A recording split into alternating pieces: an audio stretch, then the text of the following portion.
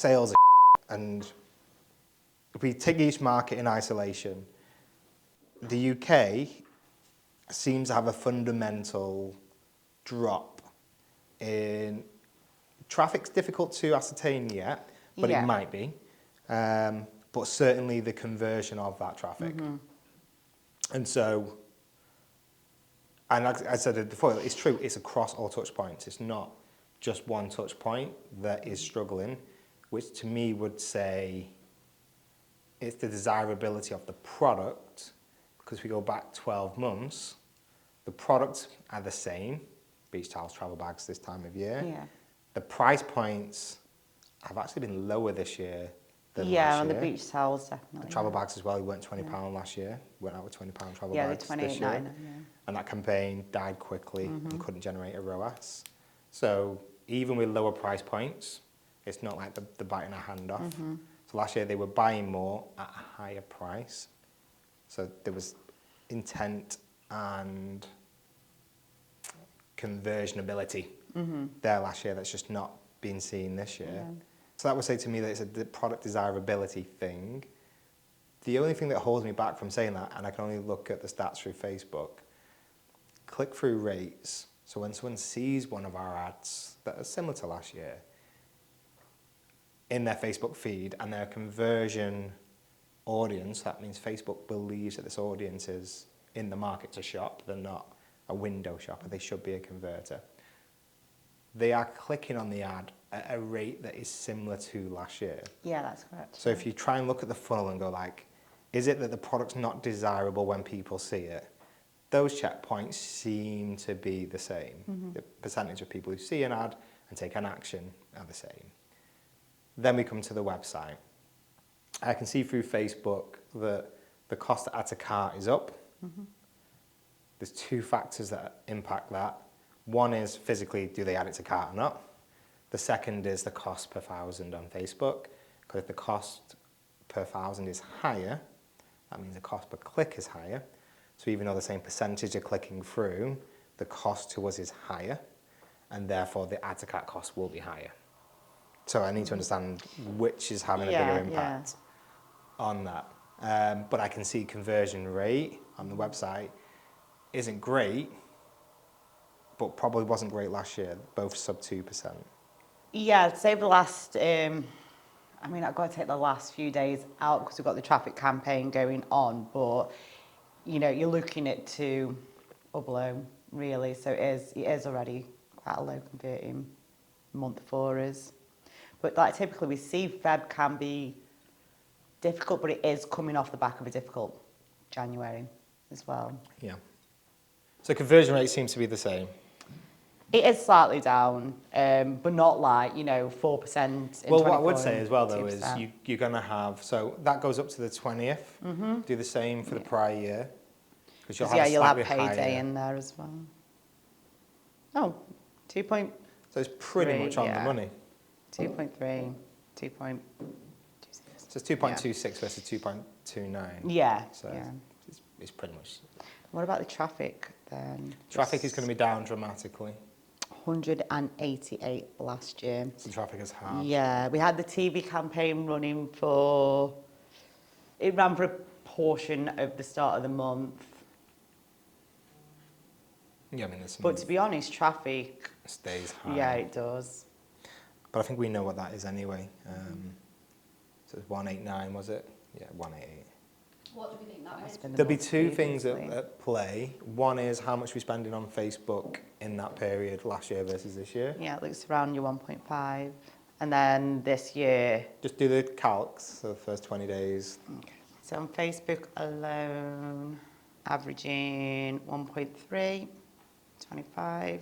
What's the total spend? 25.5. What year is that? 2024. 25k in 24 for the first 20 days. Probably not going to be that. 20.3. So 20k this year, so 5k down. Yeah. And then if you go into Ad Manager, so Facebook, top left. Let's run it from the 1st to the 20th. Landing page views, 23,000 this year. Click-through rate, 0.68. Go to landing page views again.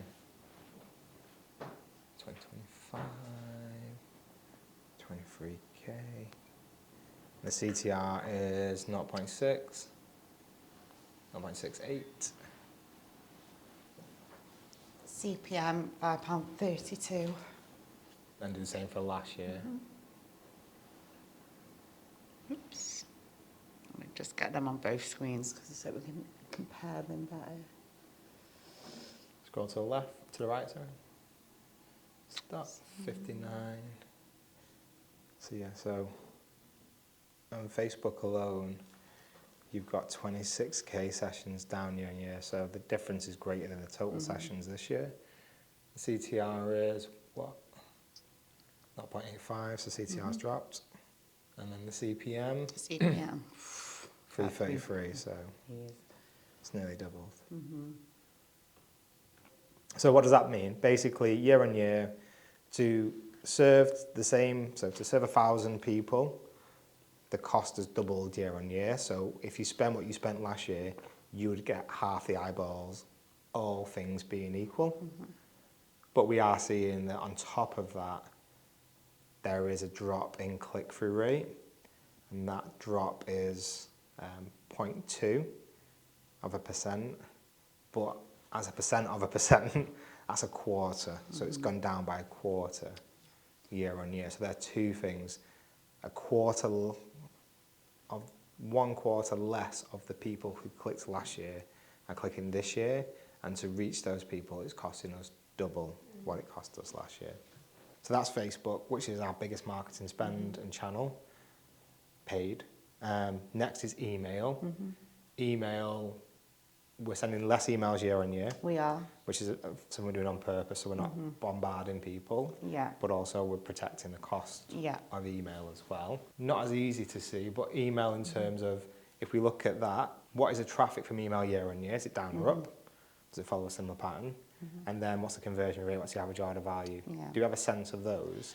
Well, we did that deep dive where, because obviously last year we were in Klaviyo, this year we're with MailChimp, so it's difficult to look at their two dashboards as apples and apples just because they have different attribution models. But there was a point at the year where those were kind of working. The conversion rate was the one that had dropped, but in terms of bringing people to the website, even though we're sending less, those were performing pretty much similar, but the conversion rate was where the drop-off was. So again, emails converting lower Yeah. year on year. Yeah. So conversion rate is the challenge. Yeah. Not necessarily the traffic side, it's the conversion side. Okay. So that's good in the sense that it reinforces how do we get more people to convert.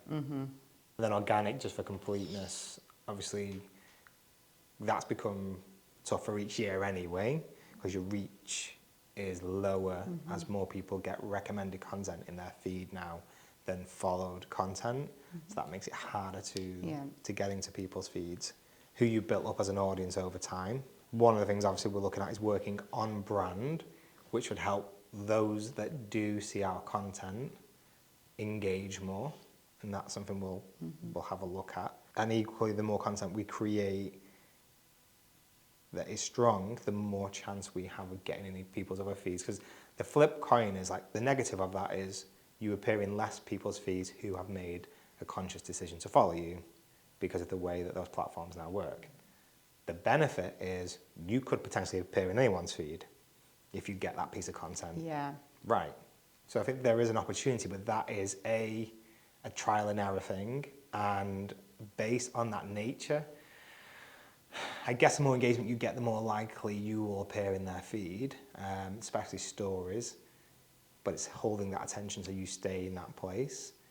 So yeah, I think that has to be the brand piece for those who do follow you, to secure more of them, because at least you have confidence that they're shoppers. Because the other flip side is, yes, you can appear in anyone's feed, and yes, they might love your content, but if they're not a shopper, and behaviours are very predictable online, which is why Facebook ads works really well. If we run a traffic campaign, we can get a shed ton of traffic, but Facebook knows those people never convert, or they very rarely convert. So you can have them all day long, window shoppers all day long, but they're not going to convert. But if you change that audience type to a converter, to a shopper, those people will buy, and you'll see that. You'll start seeing sales come through, but you'll pay a high rate for them because they're more valuable, more people want them. So Facebook can identify the behaviors, and there are more people who fit in the not purchase bucket than fit in the purchases bucket. And so if you think about that from an organic perspective, when you get reach, that reach may be an audience that just like all the engagement, but just low conversion rate. So it's just something to be mindful of. Okay, so thinking about solutions, because it's easy to get lost in all those. I was telling you, like, this channel down, this channel down, this channel down. But fundamentally, the way I see it is this. We've been in the market for a while. People know who we are, and our products are the same year on year for a number of years, being the hero products, beach towels and travel bags at this time of year. So last year, the travel bags in their bell curve, probably their second or third year, were sort of at the peak in terms of interest and conversion. Yeah, yeah. And Facebook played nice because the cost for the audience was just lower last year than it is this year.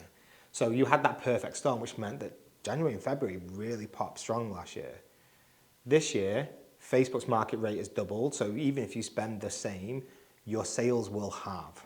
So if we did 280 grand last January, just based on that, you go down to 140 just because you're being shown to less people if everything else stayed the same, conversion rate and the average order value. So straight away, you've got a fundamental challenge to address. Your focus then could go, okay, well, what are the other channels? TikTok is cheaper from an audience perspective than Facebook. Could you go there? But if we've got a conversion challenge, if you go into TikTok, your conversion rate will be lower. Yeah. So it's like, that's not going to fix my challenge. Fine. Pinterest, similar kind of story. So can't go there. Why are we suffering from a conversion rate from our email though? Because our email, they're our people. They know us. It's 400,000 strong. 500, but yeah. 500,000 in total. Probably in the warmies around 200,000. Yeah, yeah. Yep. 280, yeah. And just really quick math. Average order value is around 35 quid at the moment. Oh, it's probably more, yeah, between 30 35 because of the AOV changes. Oh, yeah, actually. So if I only want to like provide the perspective on there that. Oh, 35 on the money, yeah. Are you getting many people saying unsubscribe? I mean, I know that wasn't. Not to a level where MailChimp would like notify me. So it's because there's always like a bit of a standardised, because the email list is quite old, you know, so the people that were at the beginning, say when it was started, they're probably like filtering out and then you're getting new ones in. So there's always like a generalised unsubscribe rate for every kind of business. Do you get notified if somebody's doing it on their own, like unsubscribing on their own? Yeah. So MailChimp will say at the end of your month, but you can also look as per email at what percentage of your database is unsubscribed from you, and as long as that doesn't hit, I think it's over the 1, maybe 2%, it's almost like a generalised. So I'd say not at a level of huge concern. And the other thing we look at as well is just audience size. So if you've got a lot of people unsubscribing, your list size will start coming down, whereas our list size pretty much remains the same. Right. So it would show that the list is the list. The problem, though, and the bigger challenge, isn't the unsubscribes, at least you know about them. It's people who just become disconnected. Yeah, because you're paying to communicate to them and they're never going to do anything back. So you actually want the people to unsubscribe if they're no longer interested, or else I'm paying to send them an email and they're never going to... Yeah. And again, there are always like technical factors. So one of the things that we've seen over the last 24 months, you would have seen this as well personally, is that email providers, so your mailbox, are trying to give you the best experience possible because they know you get inundated. So you have different folders where they try and organise content by detecting what you engage with and also what type of content it is. So before you had one inbox and like you had to keep your inbox clean, so you at least paid attention to it, even if you was just deleting it. But now, like, there's sections of your inbox you just never look at. And if we end up in there, then again, we're paying for that. but ultimately it's going to be very difficult to get visibility.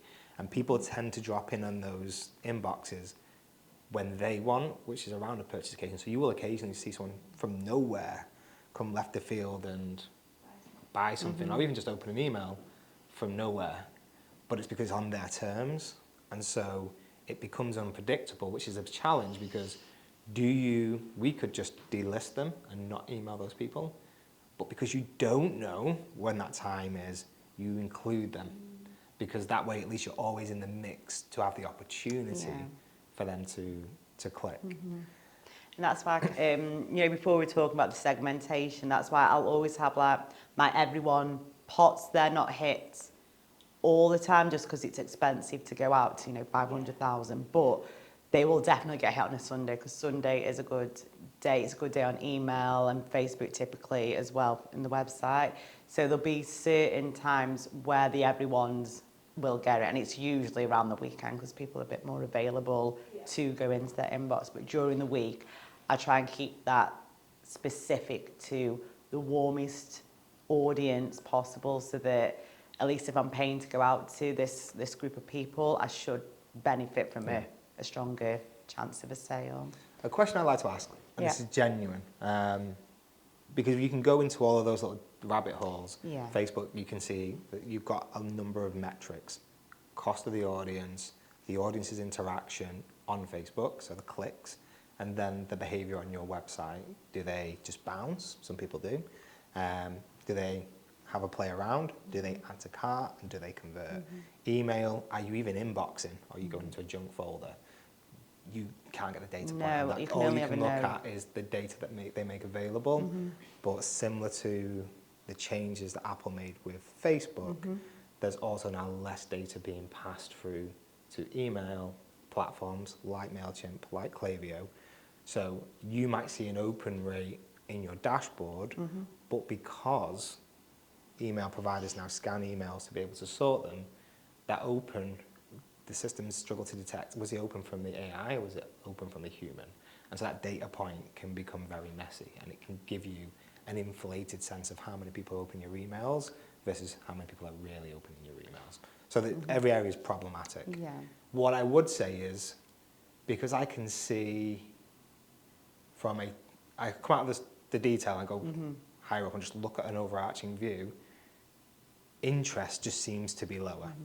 So if I apply context to that and go, okay, well, go back to my point before, the products are the same, the brand has less of an impact at the moment and feels probably less relatable and even discoverable right now.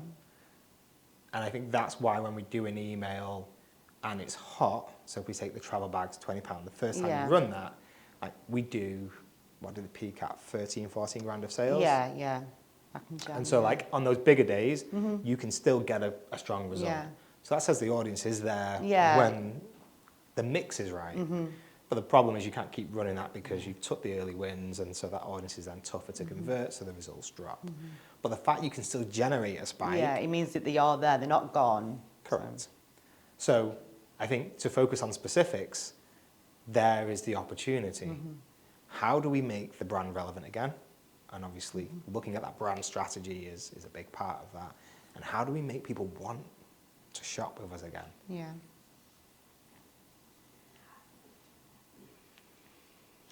I mean, obviously, it's going back to one of the subjects. I think customer care could be potentially an issue, so turn that round.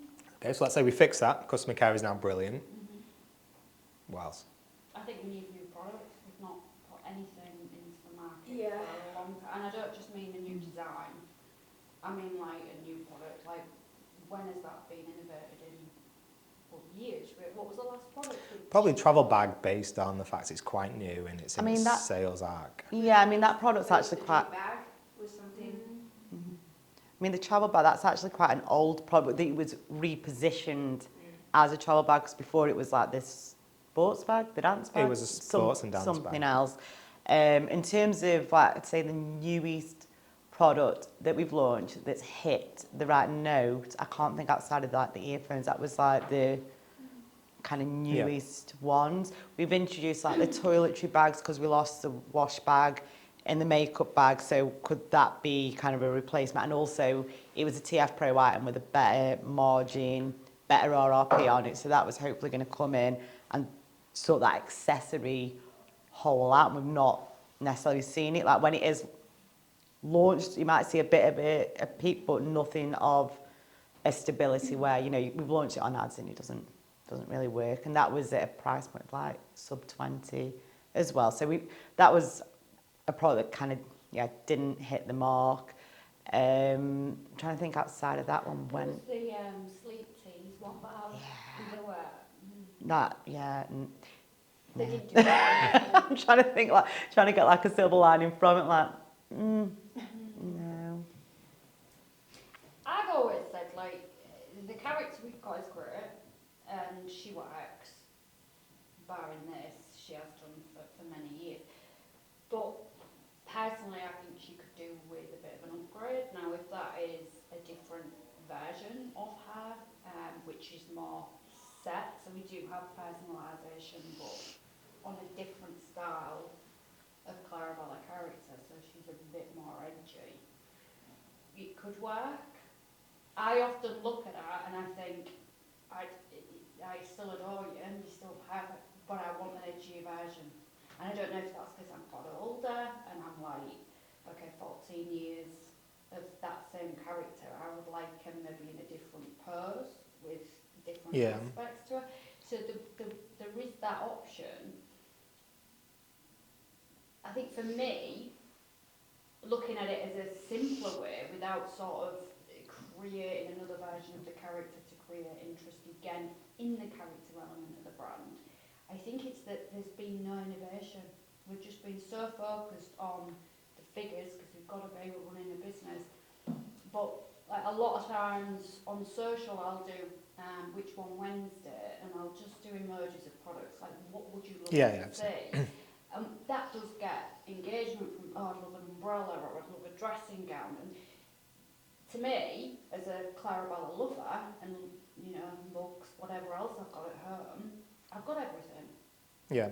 Because I've been there from the start. So all of these people that potentially have been in the brand for 14 years are like, well, I've got a mug, I've got a onesie, like... There's nothing really that we've had exciting for a long time where, oh, that's new and I need it. Yeah.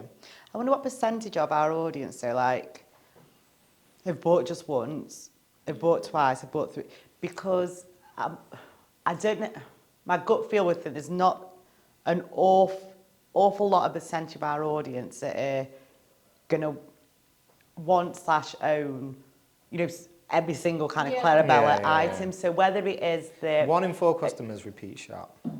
And that might not just be for them. That could be because it's someone else. You know, they received a and those that do jute repeat bag shop or tend to buy the same product that they bought. Yeah. So if you're a jute quite bag narrow customer, kind of field, you are more likely to buy another jute bag. Yeah. And this is based on a 3-year window. So based within 3 years of your first order, did you repeat purchase? 25% of people did, so 1 in 4. The product they're most likely to come back on, don't know the exact percentage, but the most product they was most likely to was the product they bought. So it's like, I bought a jute bag in the thank you event, got that. Next January, I buy a jute bag. Yeah. Or maybe I buy a beach towel for a summer holiday, and then next year I come back and buy another one. Because you've got that product, you were wowed by it, so you want to go in again. So I think maybe understanding that, you know, looking at the entirety of a database, that average of that one person is going to buy 3-4 times. Is it for them or is it for somebody else? I would imagine that maybe a couple of them could be for them. You know, they bought a beach towel for the holidays, they're going to buy another beach towel for a revamp, but then the other 2 purchases could be for somebody else. And whether we lean into that more in terms of launching new products, because we've kind of done it, whether it's across the US or the UK, and sometimes maybe if you it's put hot, the website sometimes up, it's not. I'm gonna go for a wee in a minute, but I don't think we're short on product.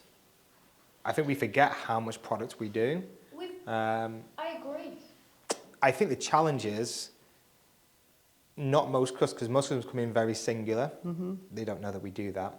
But also, I also acknowledge that I don't know how much they care, because they get emails from us, which covers the spectrum of products over a period of time.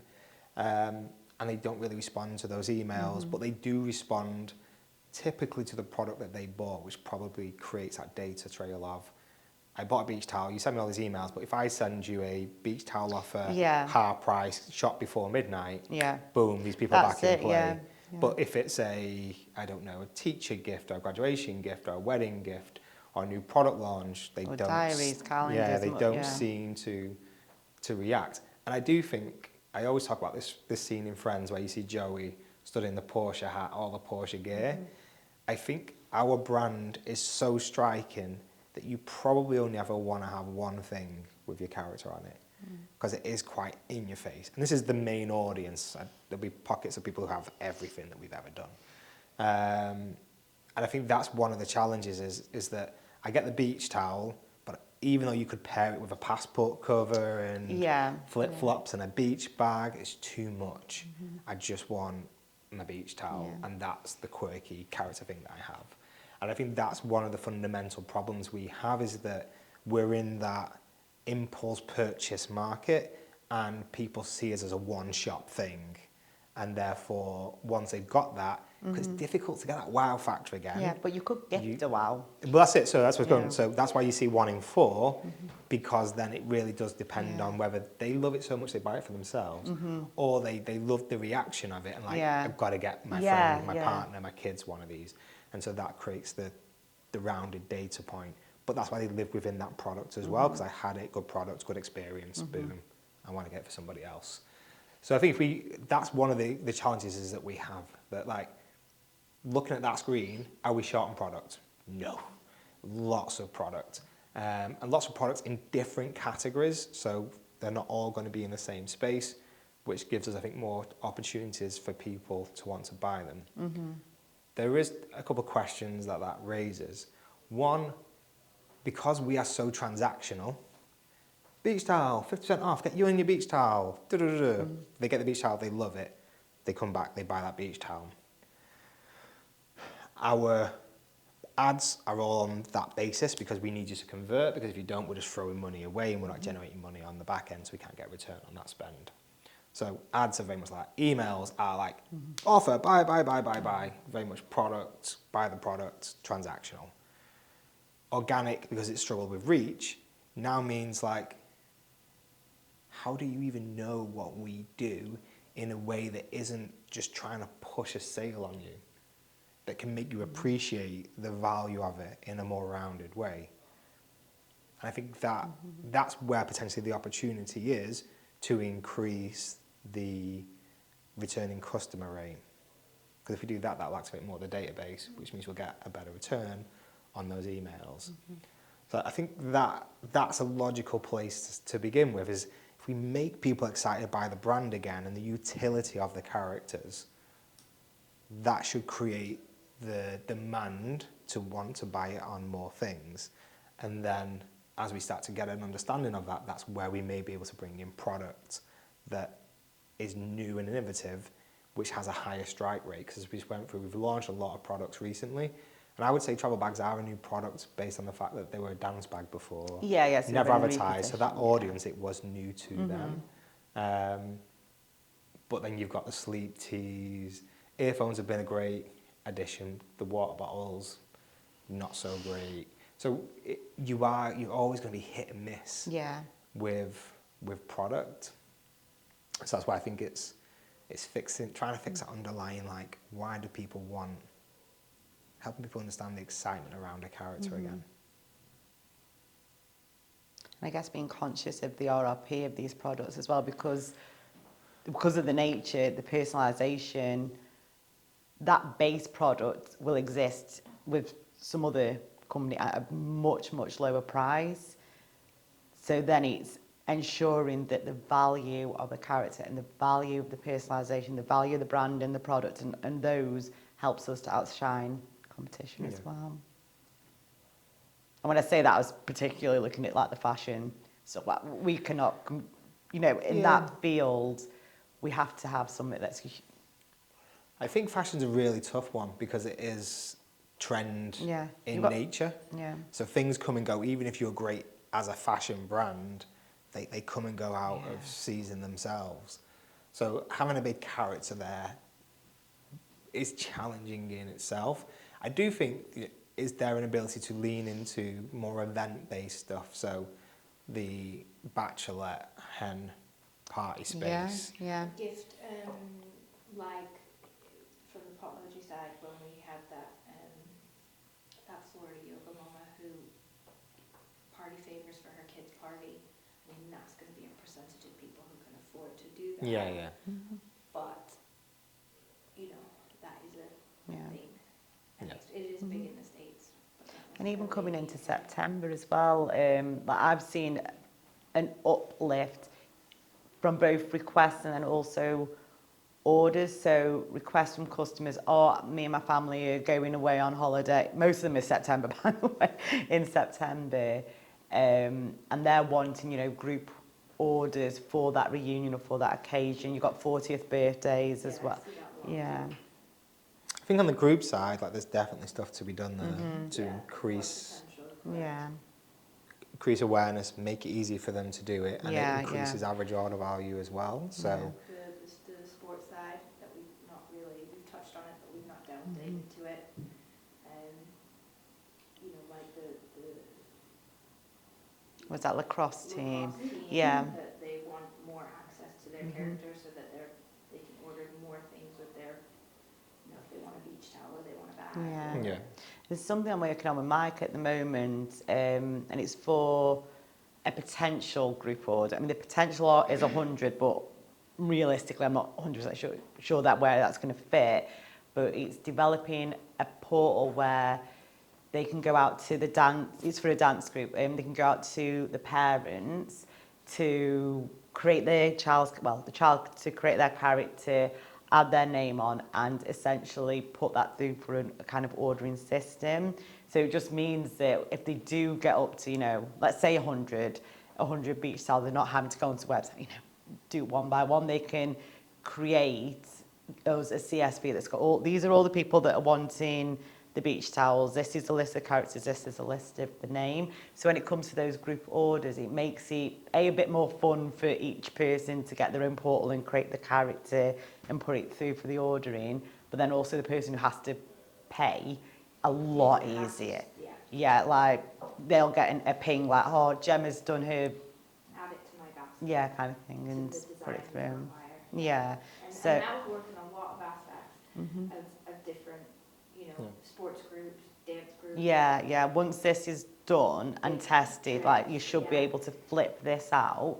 Like you can update, their logo and an image, so it feels like it's branded to them. But you'll be able to flip that out to whoever is wanting a group order, and they don't want to be, going to each person saying what do you look like or trying to use the centre balance. They can just be given a portal, off you go.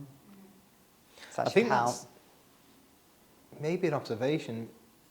Because things are so trend-led, is there a point that the characters are cool when they're either novel, say giftability, or when they're an identity point?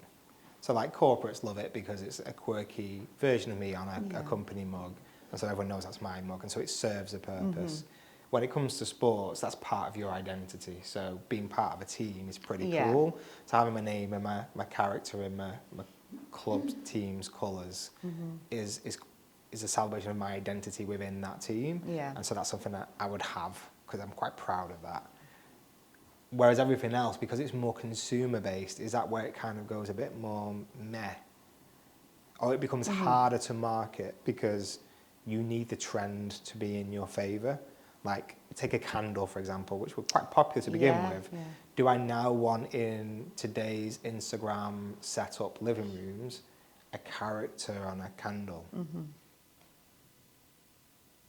You're saying that to me with a straight face. No, I don't know because I don't And know I if guess with the that's- beach towel, because it's such an iconic product, and you see, there's people, customers out in the groups with, to have that moment of Yeah, like, it's a hey, moment here's my as well girls as a on. product. Yeah, like I can definitely understand why that product would work because you're excited about holidays, you're out with the girls, this is your classic like holiday moment.